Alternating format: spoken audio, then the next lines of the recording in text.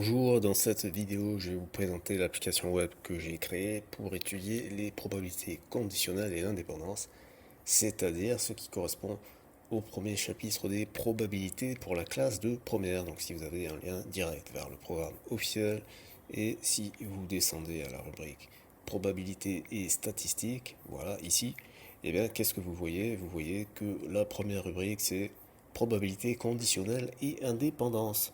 Au passage, probabilité conditionnelle et indépendance, ce sont les questions qui tombent systématiquement dans les sujets de bac. Donc c'est étudié en première, mais c'est utile aussi pour la terminale et évidemment pour le futur.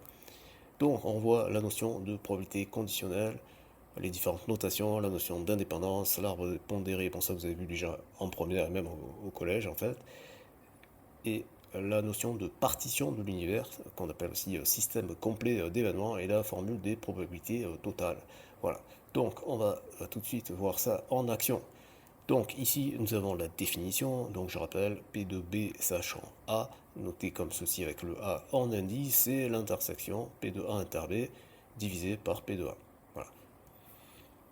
Voilà, et donc du coup, évidemment, si on passe de l'autre côté, eh ben, ça devient P de A inter B égale P de A fois P de B sachant A. Bon, c'est pas très compliqué de comprendre cette formule, il suffit de voir un arbre et aussi de voir les tableaux. Et donc vous avez ici, comme ça, des curseurs qui vous permettent de modifier les valeurs. Et donc là, on a le cas classique de malade, pas malade, le test qui est positif ou négatif. Et donc c'est des exemples très concrets qui vous permettent de comprendre comment ça marche. À la notion d'arbre de probabilité, ici vous avez la représentation en arbre. Par exemple, ici, c'est la probabilité qui est à 0,7. Là, c'est la probabilité de B sachant A, c'est-à-dire qu'on a choisi le chemin A et ensuite on choisit le chemin B. Voilà. Donc pareil, vous avez des curseurs qui vous permettent comme ça de modifier les valeurs pour voir un petit peu les différentes choses. Et puis vous avez ici les détails des calculs. Voilà. Alors à nouveau, probabilité conditionnelle avec un tableau. Là, vous avez un cas où vous avez le cas classique, lycéen, collégien, sportif, non sportif, voilà, un tableau à double entrée. Et ici, on peut changer pour demander quelle est la probabilité qu'on veut. Est-ce qu'on veut la probabilité qu'il soit sportif? Est-ce qu'on veut la probabilité qu'il soit non sportif? Est-ce qu'on veut qu'il soit lycéen? Est-ce qu'on veut qu'il soit non lycéen? Et ainsi de suite.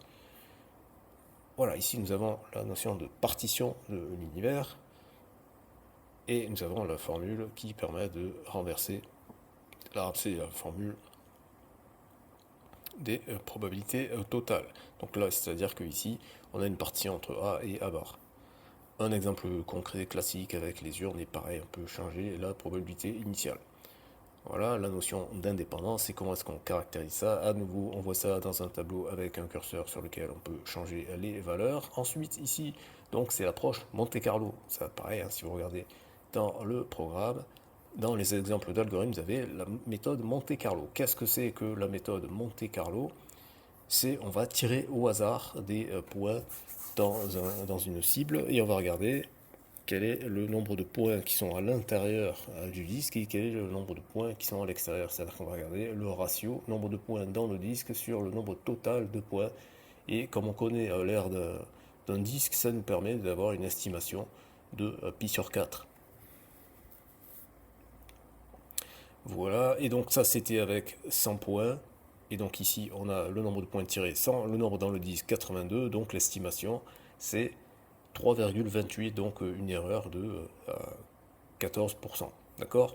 Donc ça c'est juste avec 100 points. Si on met 1000 points, et bien là on voit que l'erreur elle tombe à 5%. D'accord? Donc, et si on met 5000 points, là l'erreur elle tombe à 1%. Voilà. Évidemment, on peut réinitialiser et on peut retirer au hasard. On peut faire directement 5000 points, là on est à 2%. Parce que vous voyez que, évidemment, comme on tire au hasard, c'est pas tout le temps le même chiffre que l'on obtient. Voilà, et une fois que on a fait ça, on passe à la partie QCM pour se tester, pour voir un petit peu quel est votre niveau. Voilà. Donc comme d'habitude, si vous voulez accéder à cette application, il vous suffit de soit scanner le formulaire, d'indiquer vos coordonnées, votre adresse à laquelle vous voulez que je vous envoie l'application, soit vous scannez ce QR code et vous prenez rendez-vous sur Calendly et vous pouvez profiter d'un cours gratuit, ce qui nous permettra de voir ensemble comment est-ce que je peux vous aider. Voilà, si cette vidéo vous a plu, mettez un pouce vers le haut, partagez-la aux personnes qui sont concernées. Dites-moi dans les commentaires ce que vous en pensez et si ça n'est pas déjà fait, abonnez-vous.